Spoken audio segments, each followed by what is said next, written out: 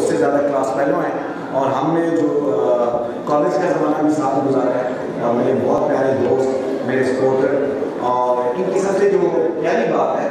ان کی جو سوچ میں نے کیونکہ بچپن کے دوست ہیں، میں نے ہمیشہ ان کو بہت پازیٹیو دیکھا. تو نشان بھی آپ کا بہت بہت شکریہ. مختصر الفاظ میں کچھ آپ اس دن کے حوالے سے بسم اللہ الرحمن الرحیم. تمام معززین، پیرنٹس، بچوں کی خدمت میں میں سلام پیش کرتا ہوں. مختصر بات چیت کرنا چاہوں گا. پہلے تو سب سے امپورٹنٹ چیز جو ابھی فراز بھائی نے بات کی تھی، میں اسی سے اپنی بات کا آغاز کرنا چاہوں گا کہ آج کے دن کی کیفیت، اور خاص طور پہ 2 دن پہلے جب ریہرسل میں خان صاحب کے اسکول میں گیا کچھ فیڈ بیک دینے کے لیے، تو میں بتا نہیں سکتا کہ یہ چیز بیان الفاظ میں نہیں کی جا سکتی، صرف محسوس کی جا سکتی ہے کہ بندے کی کیا کیفیت ہے. تو میں سمجھتا ہوں کہ آج کے دن کے جو مہمان خصوصی ہیں وہ تمام پیرنٹس ہیں جو اسپیشل بچوں کو فکر کر رہے ہیں، اور وہ تمام بچے ہیں جنہوں نے ہمیں یہ اپرچونٹی دی ہے کہ ہم ادھر آئیں اور ان کے احساس میں کھڑے ہو کے ہم لوگ بات کر سکیں. تو میں ان تمام بچوں کو، ان تمام بچوں کے پیرنٹس کو، ان تمام بچوں کے اساتذہ کو، ان تمام بچوں کے مینٹور جو کہ خان صاحب ہیں، جو کہ اجمل صاحب ہیں، اور اسپیشل ایجوکیشن سے متعلق جتنے بھی لوگ ہیں، ان تمام لوگوں کی خدمت میں سلام پیش کرتا ہوں کہ وہ صحیح معنوں میں جو مقصد حیات ہے اس کو، اس کی تکمیل کی ہے، نصیب ہے. اور فارچونیٹلی میں بھی رائس پاکستان سے ہوں، یہ بھی rice school of inclusive education سے ہیں، تو میں ان کی خدمت میں بھی سلام پیش کرتا ہوں اور ان کی ایفرٹس کو بھی اپریشیٹ کرتا ہوں. آج میں چاہتا ہوں کہ میں تھوڑی سی آپ تمام حاضرین سے بات کروں کہ جو دل کی بات ہو، جو فارمل بات چیت نہ ہو. تو میں اپنی مختصر کوششوں کو بات کروں آپ سے. اپنی بات کا آغاز اس سے کرتا ہوں کہ زندگی کی ایک ڈیفینیشن میں نے کافی عرصہ پہلے سنی تھی، اور وہ ڈیفینیشن یہ تھی کہ life is a question of choice, کہ زندگی ایک چوائس کا سوال ہے. تو میں یہ سوال آپ تمام حاضرین کے سامنے رکھتا ہوں کہ کیا آج کے دن ان سب بچوں کو دیکھنے کے بعد آپ کو لگتا ہے کہ یہ جو فنکشنل ڈسیبلٹیز کے ساتھ اپنی زندگی کے روز و شب گزار رہے ہیں، یہ ان بچوں نے چوز کیے ہیں؟ ایک سیکنڈ کے لیے امیجن کر کے دیکھیں. میں سمپتھی کی بات نہیں کر رہا، ہمدردی کی بات نہیں کر رہا، ہمدردی سے ایک قدم آگے جانے کی بات کر رہا ہوں کہ ایک قدم آگے جاتے ہوئے تھوڑی سی دیر کے لیے سوچیں کہ اگر بچہ شاذیب اس کا نام تھا، 6 قدم 8 قدم وہ بچہ چلتا ہے، پھر گر پڑتا ہے، پھر اٹھتا ہے، وہ 6 قدم 8 قدم چلتا ہے، پھر وہ گر پڑتا ہے. تھوڑی سی دیر کے لیے امیجن کریں آپ اور میں کہ میری اور آپ کی یہ کیفیت صرف ایک دن کے لیے ہو جائے. تو محسوس کر کے دیکھیں کہ ہم لوگوں کی زندگی کی ساری ترجیحات جو ہم نے سامنے رکھی ہوئی ہیں، وہ ساری کی ساری ترجیحات کدھر ہے. 1-2 گھنٹے کے لیے کام کرتے وقت اپنی آنکھوں کے اوپر پٹی باندھ کے دیکھ لیں کہ جو بلائنڈ بندہ ہے،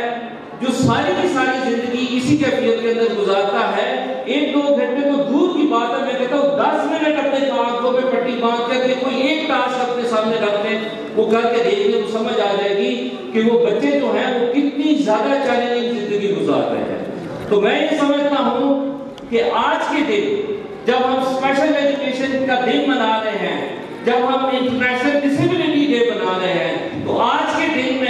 میں یہ سمجھتا ہوں کہ اسپیشل کون ہے؟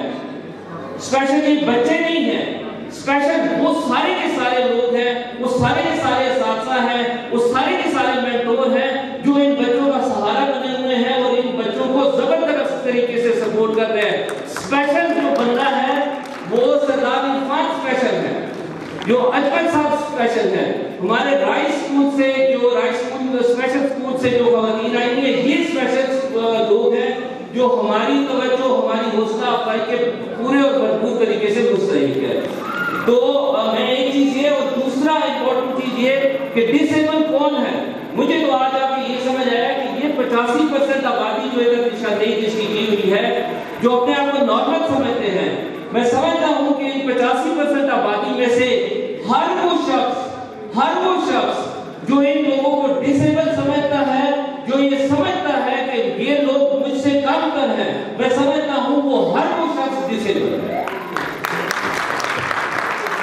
اس کے ساتھ ساتھ ایک میرے دل کی بات ہے، میں مختصر ٹائم میں اس کا احساس ہے، لیکن میں چاہتا ہوں کہ میں آپ تمام والدین کے سامنے رکھوں، کیونکہ مجھے پتا ہے کہ ایک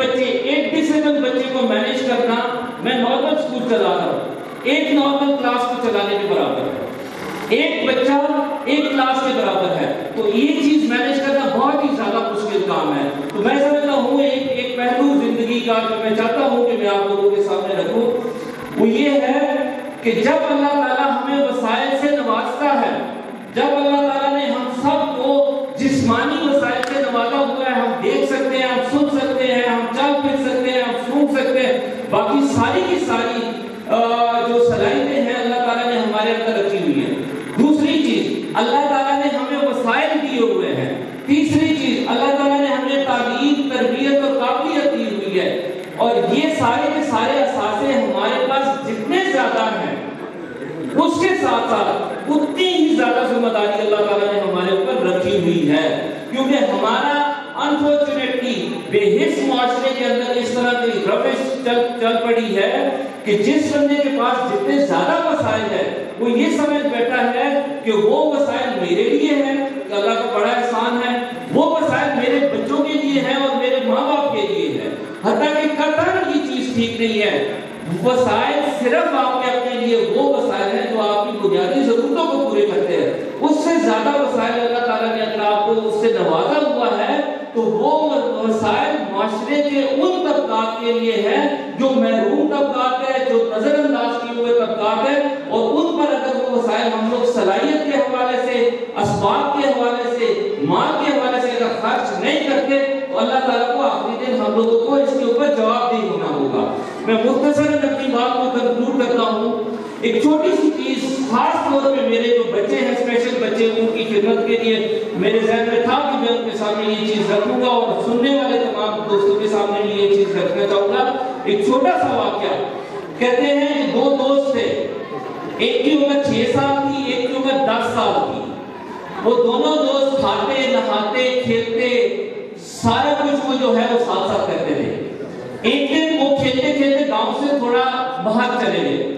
جب باہر گئے تو ایک کی عمر 10 سال کی، دوسرے کی عمر 6 سال کی، وہ 10 سال والا بچہ کنویں کے اندر گر گیا،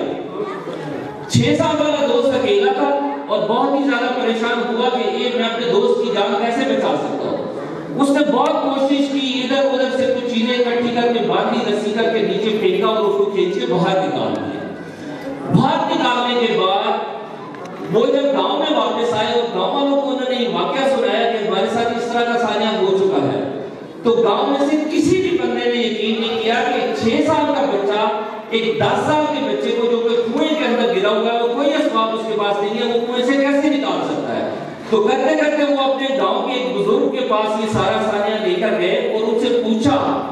کہ آپ یہ بات سنیں اور ہمیں بتائیں کیا یہ 6 سال کا بچہ ٹھیک کہہ رہا ہے کہ اس کا دوست 10 سال کا کنویں میں گرا ہوا تھا اور اس نے اس کو نکالا؟ تو بزرگوں نے جب اس کی بات سنی تو ان بزرگوں نے کہا کہ یہ بچہ 100% صحیح کہہ رہا ہے۔ تو گاؤں والوں نے، یہ سننے کی بات ہے آپ تمام ناظرین کے لیے، گاؤں والوں نے جب ان بزرگوں سے پوچھا کہ آپ کو کیسے لگا کہ یہ 6 سال کا بچہ بغیر وسائل کے اپنے سے 4 سال عمر کے بڑے بچے کو کنویں میں سے اس سے باہر نکال دیا، آپ کو یہ کیسے لگا اتنی باتوں سے؟